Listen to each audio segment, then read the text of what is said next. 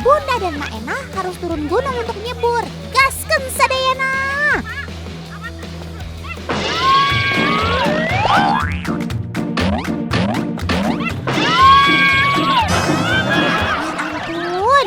Dua emak-emak ini emang gak ada obat deh. Malah minta lagi karena sekalian main seluncuran. Aduh. Yap, peserta kedua yang juga gak kalah kece ada Mak Enah.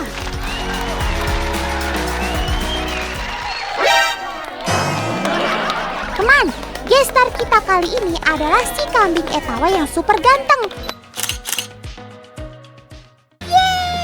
Akhirnya bisa masuk kantong juga. Tenang ya, ini biar gampang mindahin kamu ke remaja kok. Wets.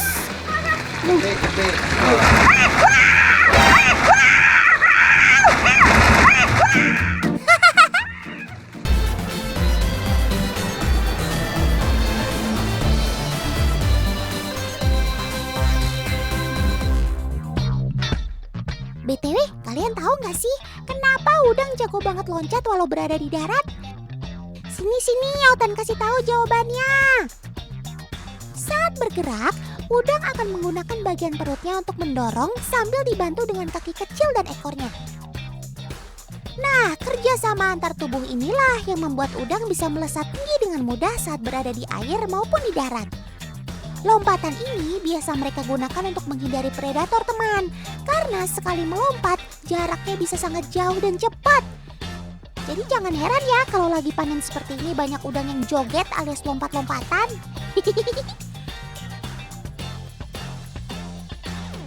Teman, udang yang mau kita panen kali ini adalah jenis Faname.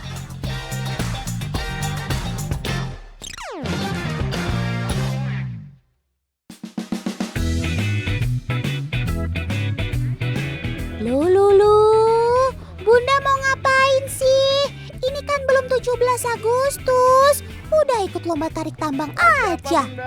Tarik kincir ya, udah dimatiin mau panen udang. Ini yang gede-gede, ada berapa kolam tuh, banyak tambaknya banyak.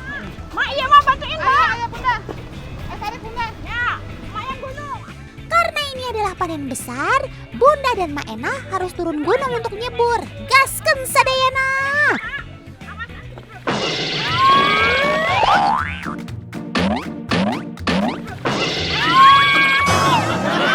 Ya ampun, dua emak-emak ini emang gak ada obat deh. Malah minta lagi karena asik kayak main seluncuran. Aduh. Teman, beda dengan panen parsial. Di panen besar ini, kita harus menggiring udang sampai masuk ke jaring. Biasanya untuk panen besar seperti ini, udang harus dijaring sampai 7 kali supaya nggak ada yang tersisa. Phew, untung Bunda sama Mak Enah sama-sama strong. Kalau Tan sih udah pasti angkat tangan deh. Ini ditutup, jadinya nggak kena muka. Teman, udang Faname merupakan udang yang sangat populer untuk jadi bahan konsumsi. Selain pertumbuhannya yang cepat, keberlangsungan hidupnya juga sangat tinggi. Udang ini bersifat eurythermal, alias mampu beradaptasi dengan perbedaan suhu yang luas dalam air. Selain itu, sistem pencernaan udang sangat efisien, sehingga memungkinkan mereka mencerna makanan dengan cepat. Udah dapat kan?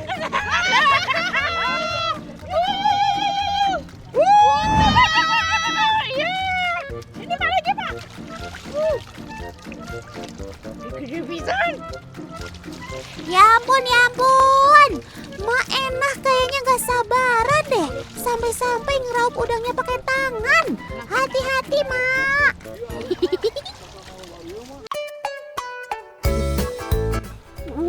Besar-besar sekali. Tan, ini panen udang yang size 35 ya Pak? Iya. Udah jumbo, gede-gede banget. Udah ini mau diekspor, kualitas ekspor ya Pak? Iya. Oh ini mah. Coba sama tangan Mak Enah, coba tangan Mak Enah. Satu, Ini bukan tangan. Wah, ini sih juara banget ya, Bun. Saking besarnya, sampai-sampai masih lebih besar si udang daripada dengan jarinya Mak Enah. Bener-bener gak habis fikri ini sih. BTW kalian tahu nggak sih, sebenarnya udang bisa hidup berapa lama saat berada di habitatnya? 90 hari, B. 160 hari, atau C. 1 tahun? Yaps, jawabannya salah semua nih. Yang benar itu adalah 1,5 tahun. Yang baru berumur 76 hari aja udah segede ini. Apalagi yang sudah 1,5 tahun ya. Pasti bisa buat makan satu keluarga tuh.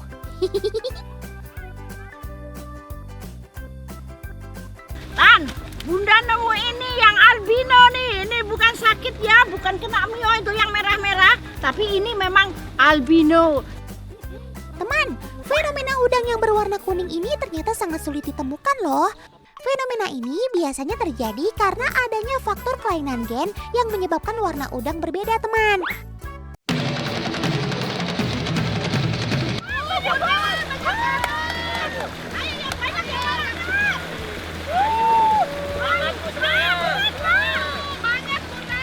Let's go, Bun! Let's go, Ma! Jangan kasih kendor! Asik! Ma Enah gaskeun! Jangan mau kalah! Sekarang tarik! Tuh! Wah! Gapat! Wah! Udangnya banyak banget! Tan, berat banget ini Tan. Aduh.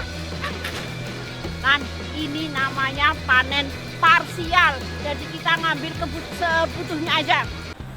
Biasanya saat panen parsial, udang yang diambil sekitar 30% dari total yang ada di kolam. Jadi kalau dalam kolam ini terdapat 1,5 ton udang, maka yang diambil hanya sekitar 4-5 kuintal saja. Sebenarnya panen ini merupakan salah satu strategi untuk mencegah kanibalisme dalam kolam. Iya, kalian gak salah dengar kok. Kan udang merupakan hewan omnivora alias pemakan segala. Jadi kalau kolam terlalu penuh, bisa saja mereka menjadi kanibal karena persaingan untuk mendapatkan makanan sangat ketat.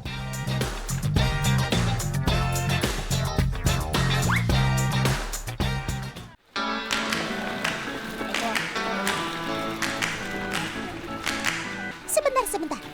Kok udangnya malah ditaruh di bak yang berisi balok sih? Oh iya, Otan baru ingat. Ini kan namanya pembiusan secara alami. Untuk menjaga kualitas hasil panen, udang yang baru saja diangkat harus segera ditaruh di air dingin agar kualitas nutrisinya tetap terjaga. Karena selain berpengaruh terhadap kualitas, udang yang sudah terpapar suhu panas bisa membuat teksturnya berubah. Perubahan ini disebabkan oleh bakteri yang dapat dengan cepat berkembang di suhu yang hangat. Oleh karena itulah, suhu udang harus selalu dingin untuk mencegah hal tersebut. Selain itu, bius alami ini juga dapat menekan metabolisme dan aktivitas udang, sehingga saat proses penimbangan dan packing akan jadi lebih mudah. Pokoknya kalau lagi panen nggak boleh santai-santai, harus satset. Setelah masuk ke ruang pembiusan, udang-udang ini akan diangkut menuju ke mobil pengangkutan, teman. Di sini udang juga akan dimasukkan ke dalam box yang berisi es. Karena es mampu menjaga suhu rendah dalam wadah, sehingga dapat menjaga kesegaran dan membantu memperpanjang masa simpan udang. Jadi saat proses pengiriman jarak jauh seperti ini, nggak perlu khawatir kalau kualitas udangnya akan menurun. Keren maksimal! Tan, sekarang kita coba nih ya, seberapa tajam sih tusukan udang ini sampai nona-nona Bunda nih. Ya, Ma, coba sini. Nah, Bunda. Aduh. Ayo, Bunda. Gaskan, Bun! Ma, ayo taruh balonnya di antara udang-udang yang sedang lompat-lompat ini. Mana di mana? Oi. Tuh kan, GPL alias nggak pakai lama. Balonnya langsung pecah, teman. Hal ini dikarenakan kepala udang terdapat tanduk bergerigi yang disebut rostrum. Nah, rostrum ini sangat tajam. Biasanya digunakan oleh udang untuk mempertahankan diri. Jadi, Bunda. Satu lagi. Ma, jangan kaget ya. Pasti enggak lah. Bisa. Ya ampun, uji cobanya kan sudah selesai. Ini kok malah kasihkan mainan balon sih? Teman, Otan jadi penasaran deh sama asal-usul si udang ini. Yuk kita cari tahu sama-sama. Berang-berang bawa berkat. berangkat.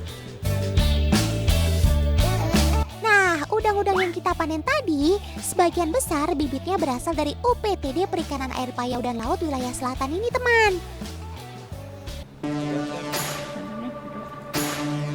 Perjalanan Sobat Otan ini dimulai dari telur yang kemudian menetas dalam waktu sehari yang disebut dengan naupli. Tapi kok dari tadi Otan gak lihat apa-apa ya di sini? Dalam satu wadah ini ada sekitar 300 ekor calon udang. Ya ampun, kamu masih unyu-unyu banget sih Sob. Otan sampai nggak ngeh ada kalian. Teman, inilah yang disebut naupli atau larva udang. Karena larva-larva ini sangat rentan, maka kualitas dan suhu air harus selalu dijaga, yaitu sekitar 30-32 derajat Celcius. Nah, kalau yang ini adalah pos larva, calon bibit udang yang sudah berumur 17 hari. Kalau sudah berbentuk seperti ini, tandanya udang sudah siap ditebar ke kolam-kolam pembesaran. Kamu yang betah di sini ya Sob, cepat besar dan sehat selalu.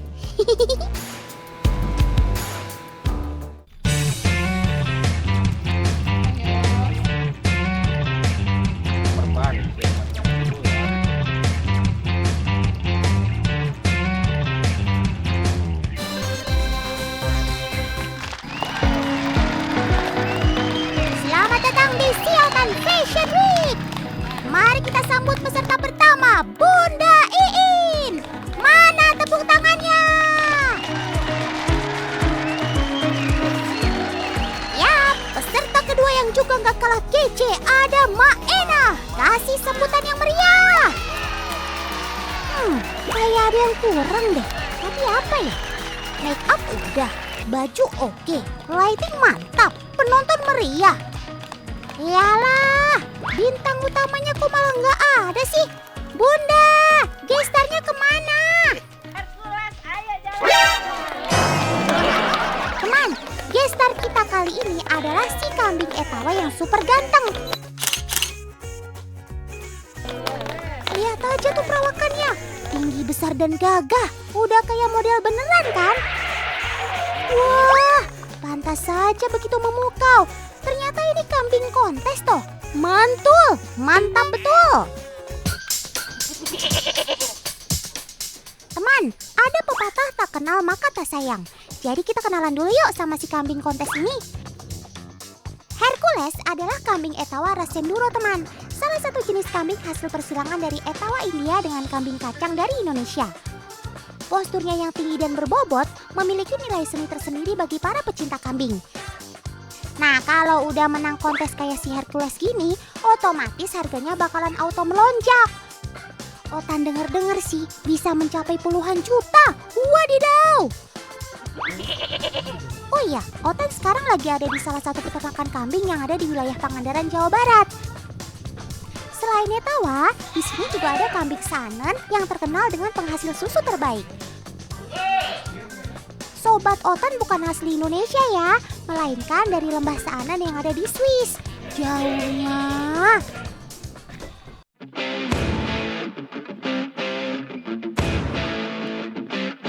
Nah, mumpung ada dua emak-emak yang strong, Otan mau bikin challenge nih. Tantangan kali ini adalah memerah susu kambing.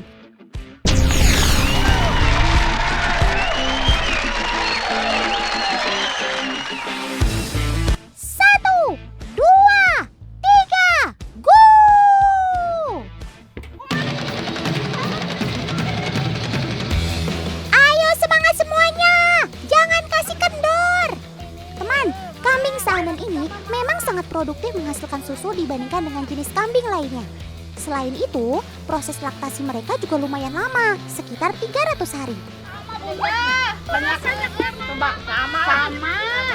Kambing ini juga terkenal dengan adaptasinya yang baik, sehingga tidak mudah stres. Ternyata susu kambing ini memiliki protein asam amino yang lebih lengkap, sehingga banyak manfaatnya. Betul banget tuh Bun, ditambah susu kambing ini memiliki kandungan lemak yang rendah, sehingga cocok untuk para kaum hawa yang sedang mau diet. Tapi minumnya setelah buka puasa ya. BTW, kok jumlah susu keduanya sama sih? Kalau gitu, Otan nobatkan keduanya sebagai pemenang deh. Uhuy! Tahukah kalian kalau ternyata kandungan nutrisi susu kambing itu hampir setara dengan ASI manusia?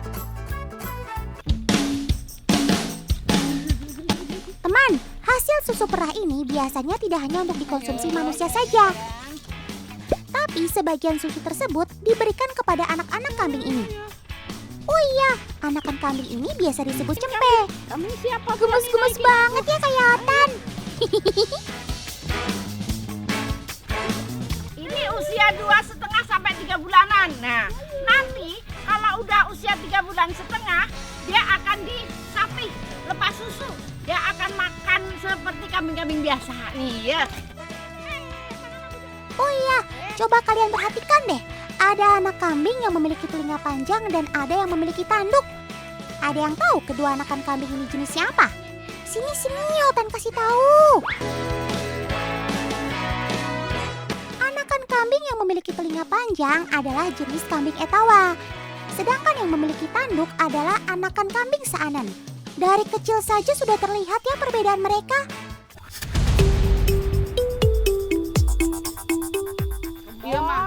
Kalau wong deui tungtung nama bunda. Kalau wong Tan, mah enak ngomong apa, bundanya nggak ngerti, asal tebang aja ya. Sabar Bu Ibu, seng sabar, kan lagi pada puasa. Teman, Bunda dan Mak Enah kali ini sedang menjalankan tugas untuk mengambil pakan hijauan untuk sobat Otan si kambing. Karena jumlahnya ada puluhan, maka daun yang harus diambil juga harus banyak. Ayo, yang semangat ya. Tan, kalau di sini namanya Ki Hujan. Ini daun ini tuh bagus untuk kambing. Karena apa? Banyak mengandung protein dan mengandung apa, Mak? Legum untuk memperlancar produksi susu kambing. Nah, ini mah ada banyak, Mak. Yo. Selain itu, daun Ki Hujan atau trembesi ini juga mengandung protein kasar yang baik untuk proses pertumbuhan kambing. Kunaon Otan atuh diajak ka dieu mah teh geus-geus kieu ah. Ampun, Mak. Waktunya saya ngasih makan nih sekarang. Makan. Kambing ternak terutama yang dimanfaatkan susunya sebaiknya diberikan penghijauan 2 kali dalam 1 hari, yaitu pagi dan sore. Pemberian pakan juga nggak boleh asal sembarangan teman, harus sesuai porsinya. Biasanya jumlah rumput yang diberikan adalah 10% dari berat kambing itu sendiri. Dengan begitu, kebutuhan nutrisi, protein, dan serat pada tubuh kambing bisa terpenuhi dengan baik. Loh, itu kok sampai ada kambing yang berdiri segala sih? Santai sob, semua bakal kebagian kok. Tan, ternyata kambing itu kalau nafsu makannya sudah memuncak, dia sudah lapar banget. Apapun dia lakuin, asal dapat makanan. Inilah yang disebut sebagai strategi bertahan hidup kambing ketika di alam teman. Mereka harus beradaptasi dengan berbagai lingkungan, terutama saat mencari makan. Sobat Otan ini mengandalkan kaki belakang mereka yang kuat untuk berdiri. Perilaku seperti ini biasanya mereka lakukan saat mencari pucuk daun yang masih segar. Bunda, iya anak-anak keluar kumaha ya anak keluar. Ayo masuk.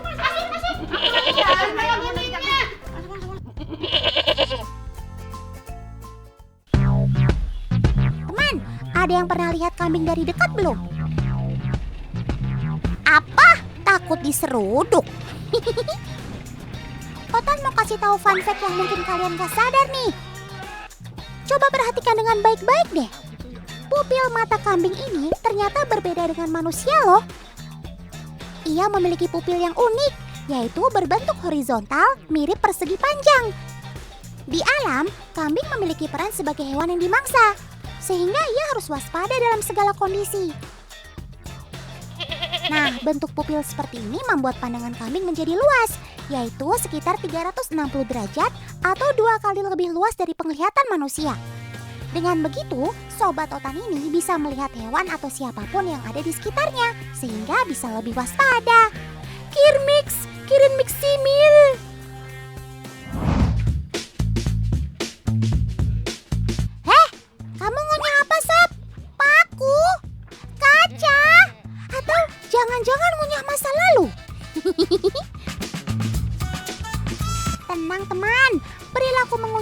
hewan ruminansia seperti kambing normal kok. Nih, Otan kasih faktanya. Hal ini disebabkan karena kambing memiliki sistem pencernaan yang rumit. Bayangkan, lambung mereka saja ada 4 dan panjang ususnya bisa mencapai 30 hingga 40 meter. Wadidaw! Biasanya mereka akan mengunyah makanan di dalam mulut, lalu ditelan masuk ke dalam lambung. Setelah diproses, makanan tersebut akan dikirim lagi ke mulut untuk dikunyah kembali. Nah, makanya saat sedang diam atau istirahat, sobat Otan ini tampak asik mengunyah-ngunyah kembali makanan mereka. Setelah kasih makan, Bunda harus patroli untuk mengecek kondisi semua kambing yang ada di kandang.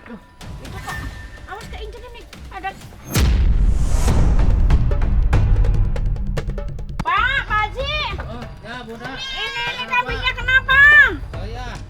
Tuh kan, untung saja langsung ketahuan. Ayo Bun, segera kita bawa untuk dapat perawatan.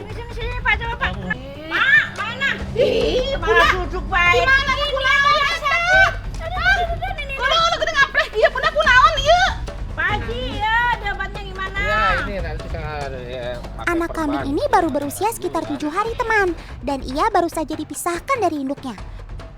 Tapi nampaknya sobat kecil ini belum terlalu kuat untuk bisa bergabung dengan anakan kambing lainnya. Walau sudah disediakan pakan yang cukup, tetap saja mereka berkompetisi untuk mendapatkan makanan yang lebih banyak. Nah, untuk yang lemah, bisa saja bernasib seperti anak kambing ini. Tapi syukurlah, sobat kecil ini bisa segera ditangani dengan cepat dan baik. Pak Haji, ieu teh kunaon gelut? Ah, tadi nama parbut parah bieu teh mangan teh katincak mu baturna, aya bae luka kitu. Tan karunya. Bunda bingung, ya orang-orang pada ngomong apa nggak ngerti. Roaming bahasa dimulai.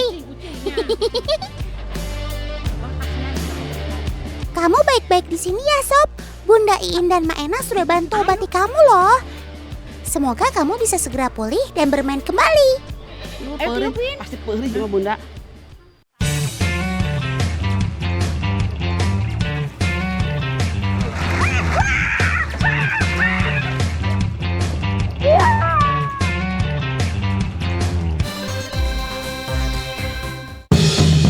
Oke, pelampung udah siap. Mobil udah siap. Tapi sepertinya ada yang kurang ya, Paman. Mas. Jangan ditinggal. Oh iya, Bunda hampir aja ketinggalan. Ayo Bun, pakai dulu pelampungnya. Tan, nih. Bunda harus pakai baju pengaman. Bukan mau nyemplung, tapi ini safety ya, Mas. Iya, Bunda. Karena kita mau evakuasi ikan alligator Alligator. sama Mas ini. Biar nggak kena ketampak. Ya, ayo Mas. Ayo. Walah, ternyata Bunda dan paman-paman ini mau evakuasi ikan aligator. Ayo, berangkat Bun. Kita jemput Sobat Otan. Oh iya, paman-paman yang akan evakuasi ikan aligator ini dari Taman Wisata Pendidikan Purbasari Pancuran Mas. Akhirnya sampai juga di lokasi.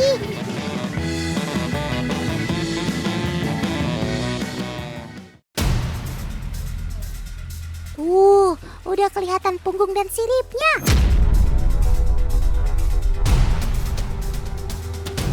Ikan alligator ini termasuk ikan invasif, jadi dilarang dipelihara apalagi dilepas liarkan sembarangan.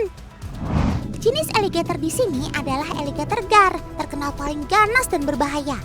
Ikan air tawar yang dilarang dipelihara di Indonesia karena termasuk hewan langka. Bahkan ada larangan yang tertulis dalam Undang-Undang Nomor 45 Tahun 2009 dan Peraturan Menteri Kelautan dan Perikanan Nomor 41 Tahun 2014. Mas Dede. Ayo turun ke kolam, Bun. Karena ukurannya cukup besar, menangkap si ikan alligator ini nggak bisa cuma satu orang. Jadi harus gotong royong. Ikan seberat ini sih tenaganya setara dengan orang dewasa. Susah, Tang. Ngamuk ikannya. Nanti ya. Coba lagi. Ayo, Mas. Meskipun ditangkap barengan, tetap aja susah teman. Sobat Otan ini melakukan pergerakan yang tandanya menolak ditangkap. Ini adalah naluri alaminya ketika merasa terancam atau tidak nyaman teman. Yeay! Akhirnya bisa masuk kantong juga. Tenang ya, ini biar gampang mindahin kamu ke remaja kok. Wets.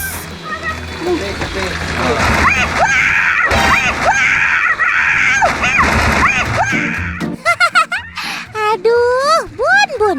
Untung aja Bunda dan paman-paman pada pakai pelampung. Masih ada satu lagi di kolam, Bun. Tenang aja, ukurannya nggak sebesar yang tadi kok. Jadi Bunda pasti bisa. Kalau yang gede susah, yang lebih kecil pasti lebih gampang, Bun. Yuk.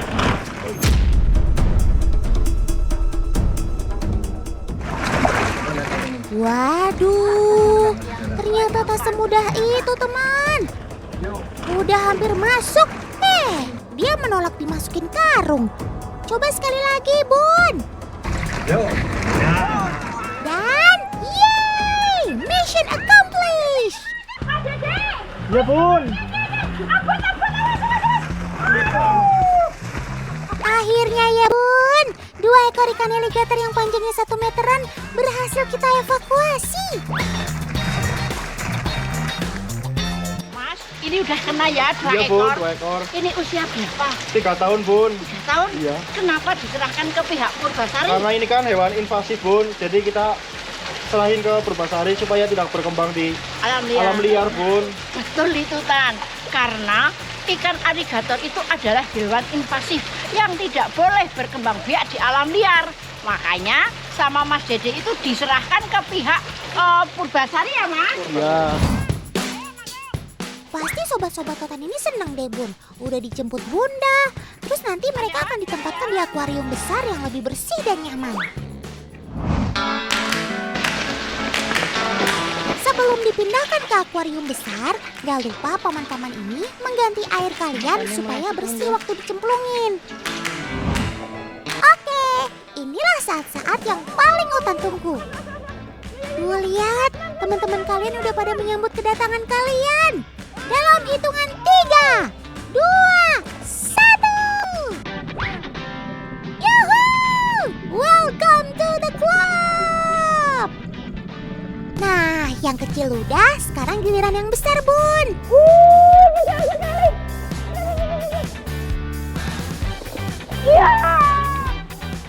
Rata-rata usia ikan ini bisa hidup 10-30 tahun. Perilakunya membuat dia sering dijuluki monster sungai. Ikan alligator salah satu jenis ikan hias predator yang unik karena bentuk tubuhnya yang panjang, moncongnya lancip, dan giginya tajam-tajam. Bentuk kepalanya mirip seperti buaya. Ukuran tubuhnya rata-rata mulai dari 1 meter dan hampir 2 meter. Mereka masih bisa tumbuh lebih besar lagi. Alligator gar berkembang biak dengan cara bertelur. Telur alligator gar berwarna merah cerah. Tapi hati-hati, beracun. Dalam masa pemijahan, 1-2 hari, telur terlihat mengambang di permukaan. Setelah telur tenggelam dan terpisah dari induknya, ini waktunya telur menetas dalam waktu 8 hari setelah pemijahan. Oh, makanya gitu ya, Mas, dari samping kayak gini. Iya, Bunda. Kayak ikan kayak buaya. Coba Om Editor, kasih slow-mo-nya dong.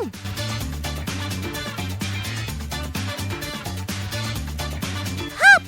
Moncongnya bukan maju ke depan, teman, tapi langsung belok ke samping. Di alamnya, dia nggak pilih-pilih makanan. Mereka makan apapun yang ada. Gak cuma ikan, unggas air, kepiting, bahkan kura-kura kecil, semua dilahap olehnya. Makanya kalau sampai dilepas liarkan sembarangan, dia bisa saja melahap habis banyak ikan asli Indonesia. Itu sama saja berbahaya bagi lingkungan. Kalian di sini akan lebih aman, soalnya tujuannya untuk edukasi pengunjung setempat. Apalagi yang paling banyak berkunjung anak-anak sekolah. Tuh lihat, banyak yang penasaran sama kalian, Sob.